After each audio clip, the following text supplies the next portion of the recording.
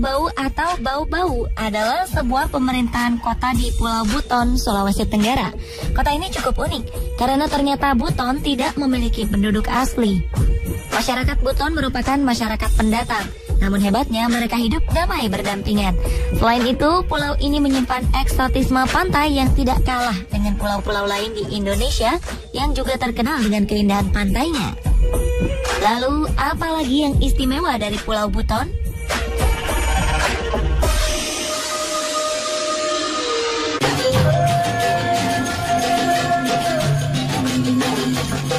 Sebuah masjid yang dikenal dengan namanya Masjid Agung Waluyo atau Masjid Agung Keraton Buton berdiri di tengah kota Bau-Bau. Masjid yang merupakan peninggalan kerajaan Islam Buton ini dibangun pada 1712 di era kepemimpinan Sultan Sakiuddin Nurul Alam. Bila dilihat sekilas, masjid berusia nyaris 300 tahun ini memang tampak biasa-biasa saja. Bentuknya persegi panjang dan memiliki arsitektur yang sederhana. 209 tahun setelah ia berdiri, masjid ini mengalami pemugaran, tepatnya pada tahun 1930 sejak pemerintahan Sultan Buton ke-37. Bangunan masjid ini terdiri atas tiang-tiang pancang dari kayu jati dan dinding yang terbuat dari batu-batu besar. Selain sebagai salah satu masjid tertua di Pulau Buton, Masjid Waluyo juga memiliki lampu tertua yang merupakan hadiah dari Sultan Keraton Yogyakarta.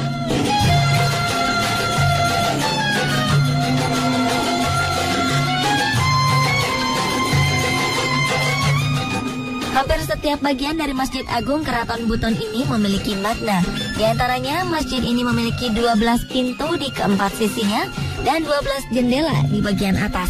Menurut budayawan yang juga merupakan khatib di masjid tersebut, yaitu Laode Muhammad Syafiuddin, jumlah pintu dan jendela disesuaikan dengan jumlah pintu pada benteng Waluyo yang berada di dekat lokasi masjid, juga berjumlah 12.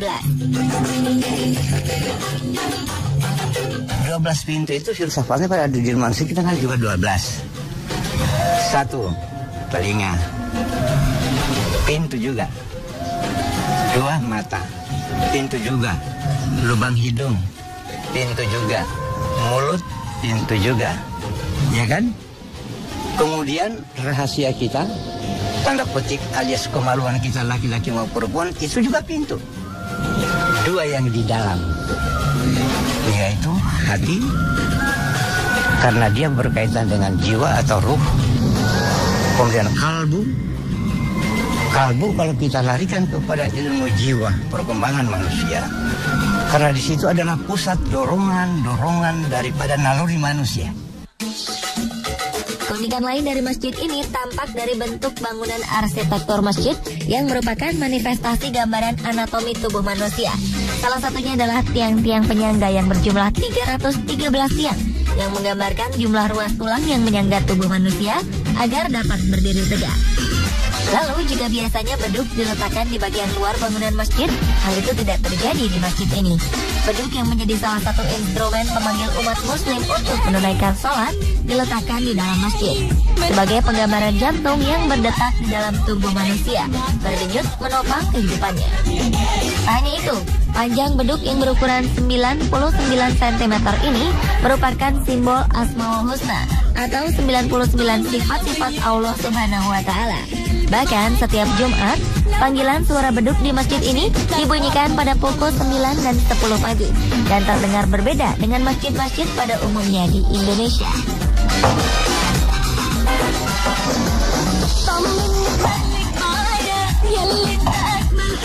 Di pintu masuk masjid terdapat 19 anak tangga yang diambil dari total jumlah rakaat sholat wajib sehari semalam ditambah 2 rakaat sholat sunnah sebelum memasuki masjid.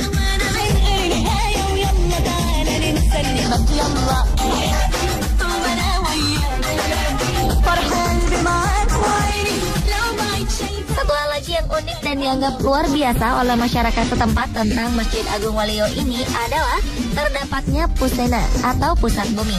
Konon dari lubang yang sangat dalam itu sering terdengar suara azan dari Mekah, Arab Saudi. Itulah sebabnya pusena ini disebut sebagai pintu menuju Mekah. Pusena yang berada tepat di belakang mihrab ini tidak diketahui kedalamannya. Kabarnya jika kita melempar sesuatu ke lubang tersebut, maka benda itu tidak akan terdengar menyentuh dasar, saking terlalu dalamnya lubang itu. Menurut warga setempat, bila kita melihat ke dalam lubang pusena, maka kita akan dapat melihat wajah keluarga atau kerabat yang telah meninggal. Namun tanpa adanya penelitian maupun pembuktian lebih lanjut, kisah tersebut tetap menjadi misteri tersendiri di balik masjid bersejarah ini. Untuk menghindari hal-hal yang membawa umat menuju pada kemusyrikan, maka pusena itu kini telah ditutup dengan semen dan karpet yang saat ini dijadikan sebagai mimbar imam. Dan tak seorang pun diizinkan untuk membuka atau membongkarnya.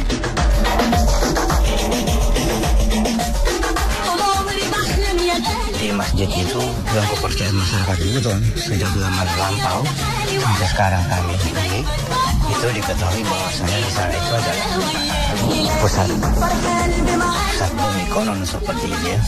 Konon itu para ahli astronom dia sudah pernah datang ke sini melihat bahwa memang tinggal masjid Buton ini yang mihrabnya itu tidak pernah bergeser, tetap. Di sisi kanan luar masjid terdapat sebuah tiang yang cukup dapat mencuri perhatian kita.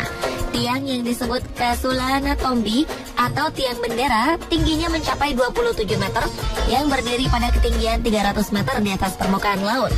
Sebelum tersambar petir pada tahun 1871, tiang bendera ini menjadi tanda kebesaran bendera Kesultanan Buton di masa kejayaannya.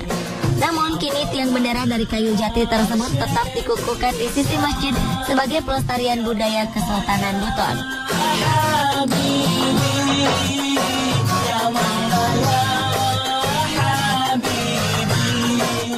Bukan hanya bentuk fisik bangunan, Masjid Agung Waluyo ini ternyata juga memiliki pengurus masjid yang lain dari biasanya. Perangkat pengurus masjid yang kesemuanya berjumlah 16 orang ditempa dan dipilih oleh para pemuka adat dan tokoh-tokoh agama masyarakat Waluyo.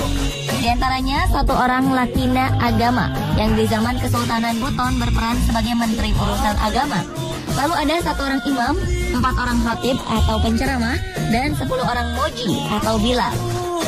Ke-16 pengurus masjid ini merupakan penggambaran dari rentang waktu seorang janin berada di rahim ibunya sampai dengan ditiupkannya ruh kehidupan ke dalam janin tersebut, yakni 160 hari lamanya. Para perangkat masjid ini juga mengenakan pakaian yang berbeda sesuai dengan tugasnya masing-masing.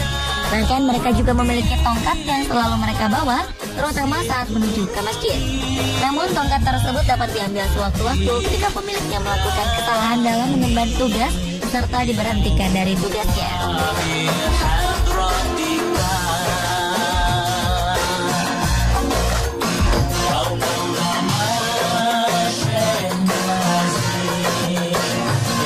Kan ini syarat dengan muatan filosofi yang sangat tidak bisa diterjemahkan oleh bukan ahlinya, kecuali memang mereka itu adalah golongan orang-orang tahqiq. Sehingga kelihatan di Buton ini bahwa bagaimanapun modernnya rakyat atau masyarakat negara sekarang, tetap orang Buton memegang teguh dengan tata adat istiadatnya yang bernafaskan Islam. Memperhatikan bagaimana proses pemanggilan pelaksanaan sholat Jumat di masjid seluas 4 km persegi ini cukup unik juga. Berbeda dengan masjid kebanyakan, kumandang azan dilakukan oleh 4 orang bilal. Selain itu, sebelum memulai ibadah sholat Jumat, sang imam akan berdiri di dekat tiang bendera yang menghadap ke lautan untuk mendoakan seluruh umat di muka bumi ini. Kemudian imam masjid duduk di serambi masjid sambil menunggu jemaah datang. Hingga kemudian dijemput salah seorang perangkat masjid untuk melakukan sholat Jumat. Namun sebelum berdiri di depan, imam melakukan sholat sunnah masjid terlebih dahulu. Baru kemudian ia berjalan ke depan mimbar diiringi para perangkat masjid. Selesai melaksanakan sholat Jumat, para perangkat masjid ini tidak langsung meninggalkan masjid, melainkan melakukan pemanjatan doa bersama beberapa pengunjung masjid yang berdatangan dari jauh yang meminta didoakan demi hajatnya masing-masing. Saat itulah ke-12 jendela Masjid Agung ini akan ditutup dan hanya akan dibuka kembali hingga hari Jumat mendatang atau di hari raya Islam. Ritual sholat Jumat semacam ini merupakan warisan sejak zaman Kesultanan Buton yang masih dilakukan hingga detik ini.